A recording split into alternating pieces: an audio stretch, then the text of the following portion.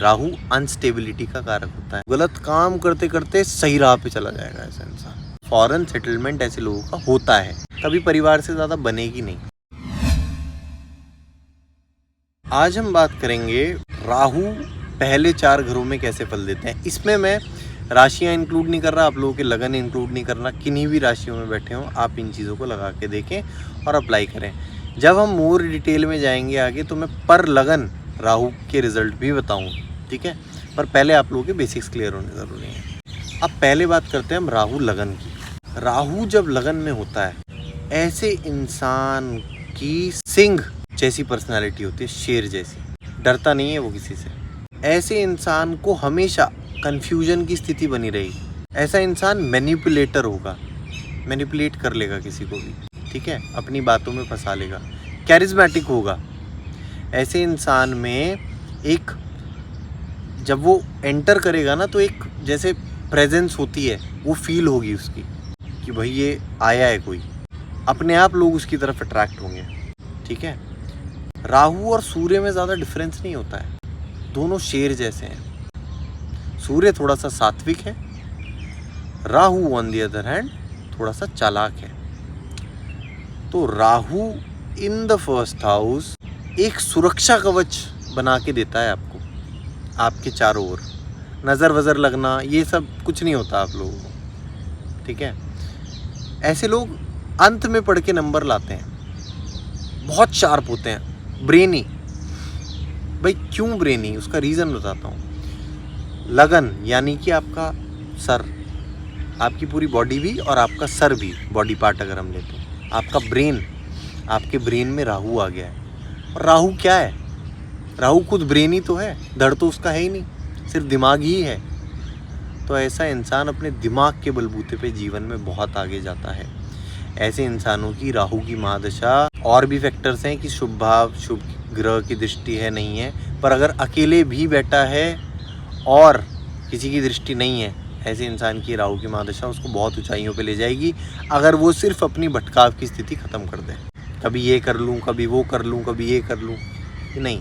एक दिन सेट होके बैठो, ध्यान से बैठो, सबसे राय लो, अपना नोट्स बनाओ, लिखो, और एक बार जो डिसाइड कर दिया उसके पीछे लग जाओ, ठीक है। ये राहु की पोजीशन आपको फर्श से अर्श तक ले जाएगी। तो ये है आपका पहले भाव में राहु, ठीक है। अब हम बात करेंगे दूसरे भाव में राहु की। जिनका भी राहु द्वितीय भाव में होता है, ऐसे लोगों को कम्युनिकेशन का वरदान प्राप्त होता है। कम्युनिकेशन में ऐसे लोगों को मात देना असंभव होता है। ज्योतिष में ऐसे लोगों को मात देना बहुत मुश्किल होता है। द्वितीय भाव में राहु सिंह वाणी देता है। पहले भाव में शेर जैसी पर्सनालिटी, द्वितीय भाव में सिंह वाणी, शेर जैसी वाणी। ऐसे लोगों से बातों में नहीं जीत सकते। ऐसे लोग फूडी होते हैं, बहुत टेस्टी टेस्टी खाना पसंद करेंगे, बहुत पर्टिकुलर होंगे खाने को लेके। अगर आप इनको कोई ऐसा लौकी तोरी ये सब खिलाओ, ये खाएंगे नहीं। आप इनको बाहर का खिलाओ, और अगर घर का भी खिला रहे तो टेस्टी खिलाओ। अगर आपका राहु है तो आप ये ऑब्जर्व करेंगे कि आप बहुत सिलेक्टिव हैं फूड को लेके, आपको टेस्टी फूड ही पसंद है, टेस्टी चीज़ें ही पसंद है। कोई ना कोई केमिकल ऐसे लोगों के मुंह में, दिमाग में, मुंह में जाता रहता है। या तो होम्योपैथी की दवाई होगी, या किसी प्रकार की दवाई होगी, या सिगरेट होगी, या शराब होगी। कोई ना कोई एक चीज़ इनमें से ज़रूर होगी, किसी प्रकार का व्यसन, कोई ना कोई केमिकल इनका जो टेस्ट है, ज़ुबान है, उसको इफ़ेक्ट करता रहेगा हमेशा। इस बात को ध्यान रखिएगा। द्वितीय भाव का राहु पारिवारिक कलेश देता है। परिवार में ऐसे लोगों के कलेश रहते हैं, कभी परिवार से ज़्यादा बनेगी नहीं। परिवार से प्रेम भी बहुत होगा और परिवार से बनेगी भी नहीं। पास रहेंगे ऐसे लोग, नोटिस करेंगे, घर के जितने पास रहेंगे उतना झगड़ा घर वालों से, घर से जितने दूर रहेंगे उतने अच्छे रिलेशन घर वालों से, ठीक है। धन कुटुंब वाणी का भाव है। राहु अनस्टेबिलिटी का कारक होता है, स्टेबल नहीं होने देता। द्वितीय भाव लिक्विड फंड्स का होता है। लिक्विड फंड्स मतलब जो आपके पास जेब में पैसा रखा है, जो आप यूज़ कर सकते हो अभी। राहु वो पैसे इकट्ठे नहीं होने देता। ऐसा इंसान इन्वेस्टमेंट में ध्यान देगा, इन्वेस्ट करेगा, अलग अलग जगहों पे खर्चे होंगे उसके। अगर वो लिक्विड फंड्स रखता है तो उसके खर्चे होंगे बहुत ज़्यादा बेफिजूल के। और अगर वो on the other hand invest कर देता है उन्हीं चीज़ों को, प्रॉपर्टी में, लैंड में, स्टॉक मार्केट में, वो पैसा उसका मैनीफोल्ड्स होकर मिलेगा, क्योंकि वो इन्वेस्टमेंट है। वो द्वितीय भाव में नहीं आया, वो पंचम भाव में आया, वो एकादश भाव में आया, ठीक है। यह है द्वितीय भाव। तो द्वितीय भाव के जो कारकत्व हैं, अगर आप ये ध्यान देते हैं कि लिक्विड फंड्स नहीं रखने, इन्वेस्टमेंट ज़्यादा करनी है, आपको परिवार से ज़्यादा मतलब लगाव पूरा रखना है, पर डिस्टेंस थोड़ा सा, जितना करीब रहोगे उतने रिलेशनशिप खराब होंगे। तो आप लोगों ने अगर अपनी ज़ुबान पे नियंत्रण कर लिया, क्योंकि कलयुग में जिसने अपनी कम्युनिकेशन पे मास्टरी कर ली वो दुनिया पे राज करता है, आपको पता है। मोदी जी देख लो, कम्युनिकेशन बहुत स्ट्रॉन्ग है उनका। इन दिस युग, ठीक है, इन दिस युग what you have to focus on is how to present. This युग इज़ ऑफ प्रेजेंटेशन। आप कितनी अच्छी कोई चीज़ प्रेजेंट कर सकते हो, भले ही आपको कम आती हो। अगर किसी ऐसे इंसान को चीज़ कम भी आएगी, वो उस चीज़ को बड़े विस्तार में और डिटेल में बता देगा। इसको कोई टॉपिक में रुचि नहीं होगी, फॉर एग्जांपल ये डिबेट में है, उसकी वो रुचि नहीं है, वो बिना नॉलेज के भी बोल लेगा ऐसा इंसान। नोटिस करिएगा आप लोग। तो ज़ुबान पे नियंत्रण रखें बहुत ज़्यादा, खाने पे नियंत्रण रखें बहुत ज़्यादा, व्यसनों में तो बिल्कुल ही ना पड़े, छूटेगी नहीं तो नशा छूटेगा नहीं, ठीक है। पैसे का ऑब्सेशन बहुत ज़्यादा होगा, उसकी तरफ भागें, उसमें कोई दिक्कत नहीं, ठीक है। अब आते हैं हम तृतीय भाव के राहु पे।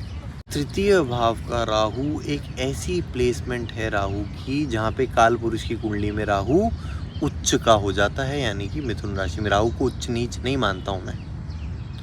राहु जिस प्लैनेट के साथ बैठेगा, जिस घर में बैठेगा वैसे फल देगा। पर तृतीय भाव इंसान के पराक्रम और मेहनत का होता है।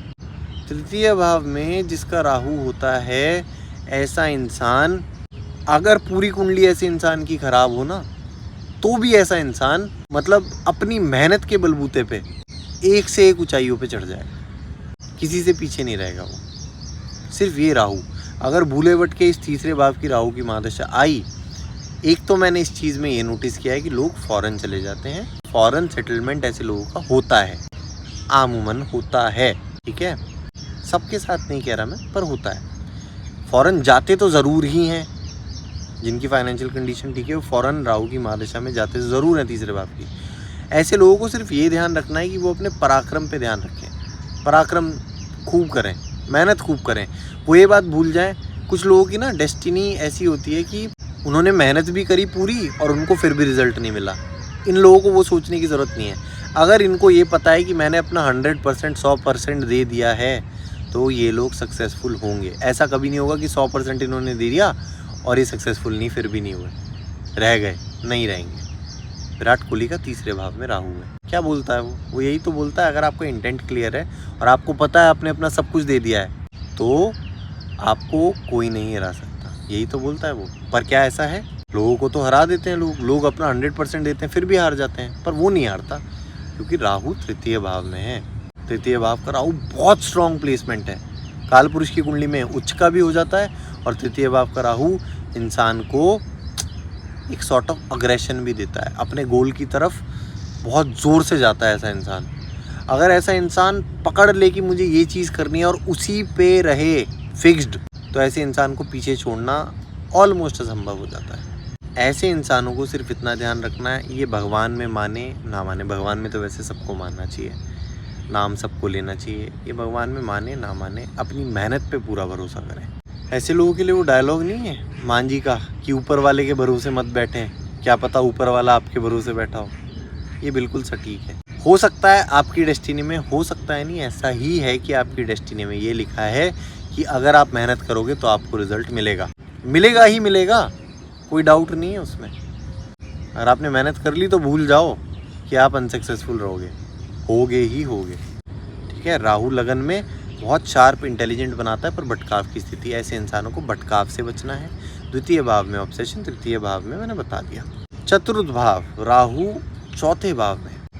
राहु जिनका भी चौथे भाव में होता है, पहली बात तो उनको अपने घर से दूर जाना पड़ता है। वो राहु उनके खुद के लिए बहुत अच्छा होता है और उनकी माँ के लिए अच्छा नहीं होता है। वो जब तक घर पे रहेंगे उनकी माँ बीमार रहेगी। इन चीज़ों को ना आप लिटरली मत लेना कि भाई हमारा तो राहु है, हमारी माँ के साथ तो बिल्कुल सही है और हम घर पे ही रहते हैं। मैं आपको आइडियल सिचुएशन बता रहा हूँ कि आप घर से दूर रहेंगे। 90% लोग तो घर से दूर ही रहेंगे, ठीक है। बहुत जल्दी घर छोड़ के जाएंगे, बहुत जल्दी घर से दूर रहेंगे। घर से ऑब्सेशन भी रहेगा और घर से दूर भी रहेंगे। कालपुरुष की कुंडली में ये माँ का भाव होता है, चंद्रमा का भाव होता है।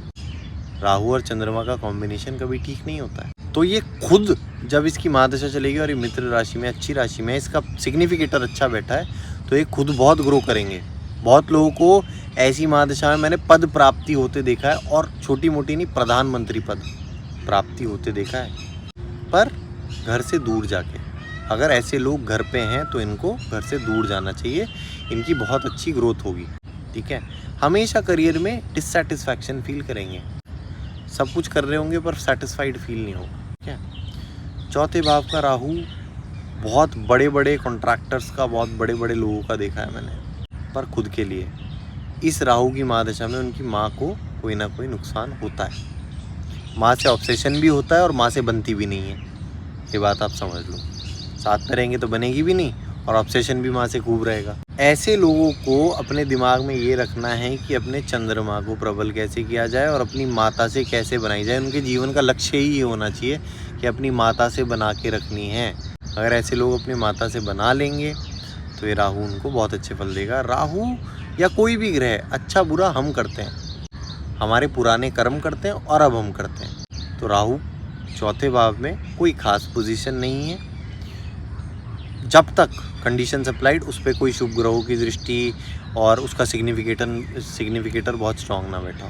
ठीक है, ऐसे इंसान को अपनी माँ से बना के ज़रूर रखनी है और अपने घर से दूर जाने की कोशिश करनी है। तो आज हमने 4 प्लेसमेंट्स की बात करी राहु की।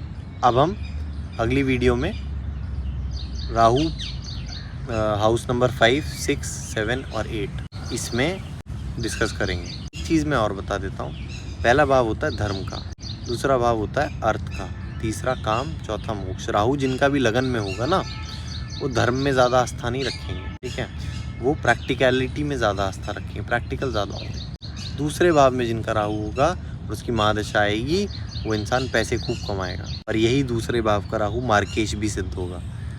ऐसे राहु में कोई ना कोई एक्सीडेंट या कोई ना कोई बीमारी सूचना मिलेगी।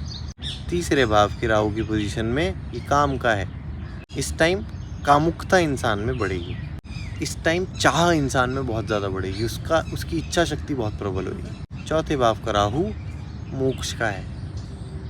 ये कुछ लोग आपने देखे हैं गलत रास्ते पे चलते हैं, गलत रास्ते पे चलते चलते एक अंगुली मल करके, मुझे नाम नहीं याद आ रहा, वो लोगों की उंगली काट के ले जाता था। आप लोगों को आइडिया होगा, पता होगा उसके बारे में।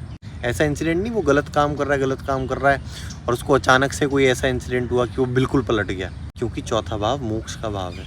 गलत काम करते करते राहु, यानी कि गलत काम करते करते सही राह पे चला जाएगा ऐसा इंसान। अगर भूले भटके गुरु की दृष्टि हो ऐसे इंसान पे, तो ये डेफिनेटली होता है।